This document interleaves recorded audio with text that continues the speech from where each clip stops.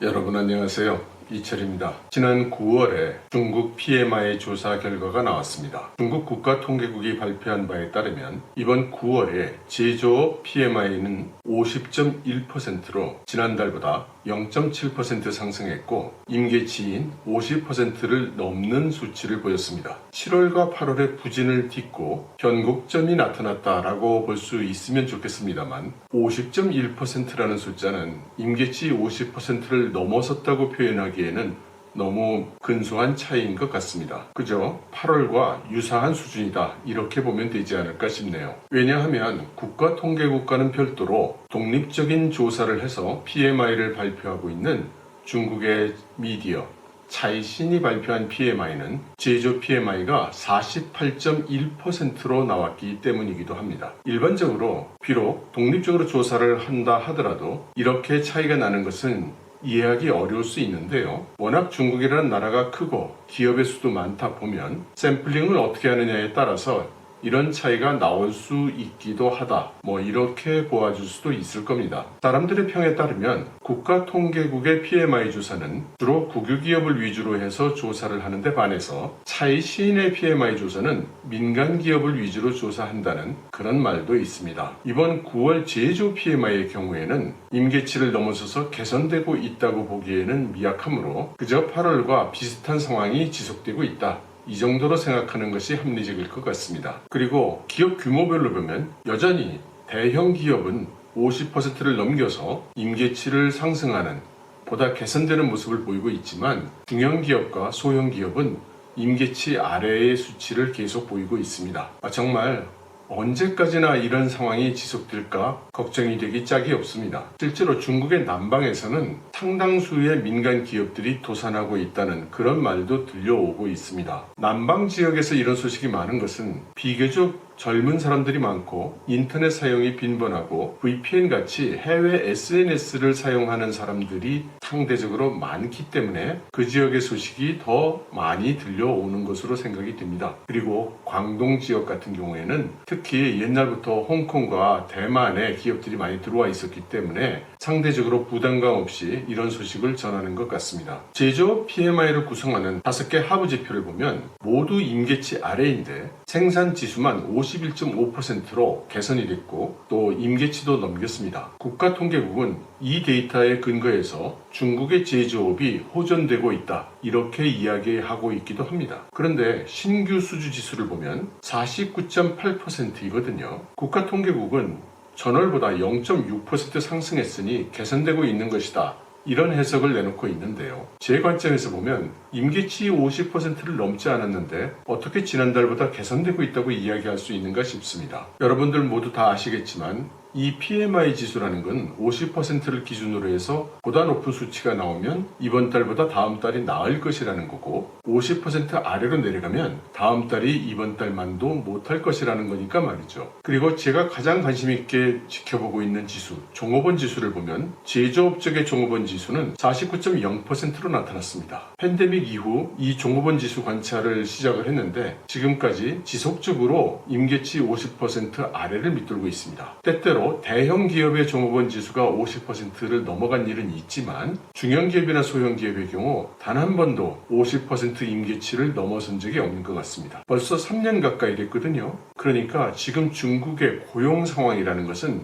이루 말할 수가 없을 겁니다. 그래서 듣기에도 가슴이 덜컥 내려앉는 그런 소식들도 조금씩 나오고 있는데요. 사실 여부를 확인할 수가 없어서 여러분들께는 전달드리지 못하고 있습니다. 공급업체 배송 시간 지수도 계속 악화되고 있죠. 최근 들어서 중국의 대부분의 물류를 담당하고 있는 트럭 그리고 그 트럭을 운전하는 운전기사들에 대해서 중국 정부가 여러 가지 정책을 펴고 있는데요. 그 정책이 구석구석까지 잘 퍼지기까지는 시간이 필요한 것 같습니다. 아직도 중국의 트럭 기사들의 애로사항은 지속되고 있는 듯 하니까 말이죠. 몇 달 동안 트럭을 세워놔서 트럭을 살 때 빌렸던 대출을 갚지 못해 큰일이라는 그런 기사들의 이야기도 많이 올라오고 있습니다. 제조업의 무역 관련 지표를 살펴보면 구매량 지수나 구매 가격 지수가 모두 개선을 보이고 있습니다. 정작 출하 가격은 악화되고 있거든요. 수출 관련 지표는 좋아지고 있는데 출하 가격 지수는 악화되고 있다.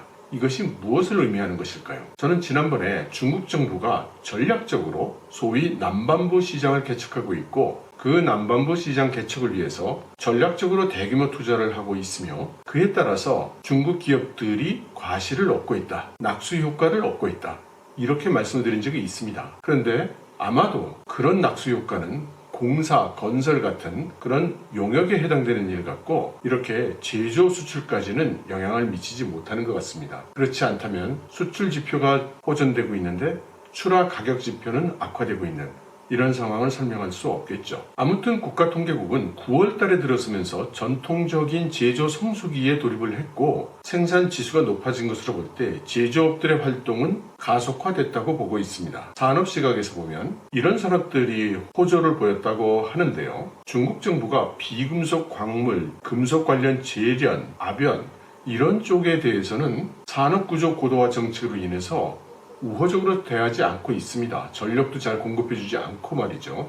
그런데 이쪽 분야가 호조를 보이고 있다는 것은 조금은 이해하기 어려운 일입니다. 비제조업 활동지수를 살펴보죠. 비제조업 활동지수는 50.6%로 임계치 50%를 넘겼습니다만 전월 대비 2.0%포인트 하락했습니다. 그래프에서 보시는 것처럼 6월 이후 4개월째 계속 하락하고 있는 상황이죠. 이 비제조업 분야는 두 가지 영역으로 나눠져 있죠. 하나는 중국 정부가 의도적인 투자를 통해서 지표를 향상시킬 수 있는 건설 토목 영역하고 그리고 민간이 주도하고 있는 서비스 영역하고 이 두 군데로 나눠져 있죠. 이 둘을 각기 살펴보면 서비스 쪽은 48.9%로 떨어졌습니다. 그러니까 민간 지표, 서비스 지표는 악화된 것이죠. 그런데 건설 토목 쪽은 60.2%나 됩니다. 그리고 서비스 영역에서도 산업별, 업종별로 편차가 큽니다. 소위 접촉형 서비스를 하고 있는 생활 밀착형 서비스들은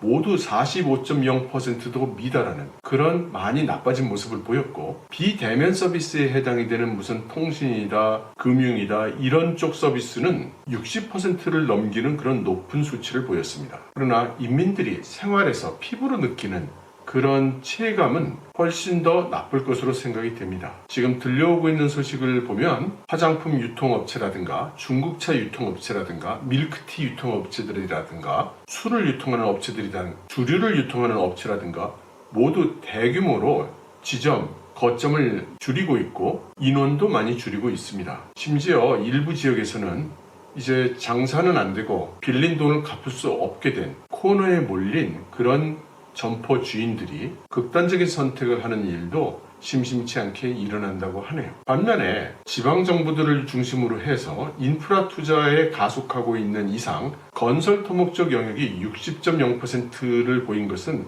어떤 의미로는 당연할 겁니다. 리커창 총리가 금년 채권 발행액 규모를 이미 다 선집행하도록 했을 뿐만 아니라 내년도 채권 발행액까지 금년으로 다 당겨서 열심히 투자하고 있으니까 말이죠. 그렇지만 하부 지표를 보면 역시 50% 이하를 모두 보이고 있습니다. 그리고 이렇게 대단한 규모의 인프라 투자를 하고 있음에도 불구하고 종업원 지수는 46.6%에 불과합니다. 이게 건설 토목 영역하고 서비스 영역을 평균을 내서 나온 결과일 텐데 물론 그놈의 평균을 어떻게 내는지 그 자세한 내용은 알려져 있지 않습니다. 건설 토목 쪽에서 이런 대단한 규모의 투자를 함에도 불구하고 비제조업의 종업원 지수가 46.0%밖에 나오지 않는다는 것은 서비스 영역에서의 종업원 지수가 대단히 심각하게 악화되어 있을 가능성이 매우 높은 것이고 그것은 9월 들어서서 8월에 대비해서도 상당한 폭으로 종업원 지수가 떨어졌다는 것을 시사하는 것입니다. 지금 중국 서민들의 삶은 지금까지 보지 못했던 그런 상황에 내몰리지 않았을까 그런 상상을 해봅니다. 결론적으로 종합 PMI는 제조 PMI와 비제조 PMI를 통합해서 50.9%로 나타났습니다. 국가통계국은 임계치인 50%를 넘겼기 때문에 개선되고 있다. 이런 취지로 이야기를 하고 있습니다. 그러나 국가통계국의 여러 설명을 보면 과거처럼 그렇게 북치고 장구치고 하는 식의 과장된 그런 낙관적 견해는 아니었고요. 담담하게 과장 없이 기술하는 정도였습니다.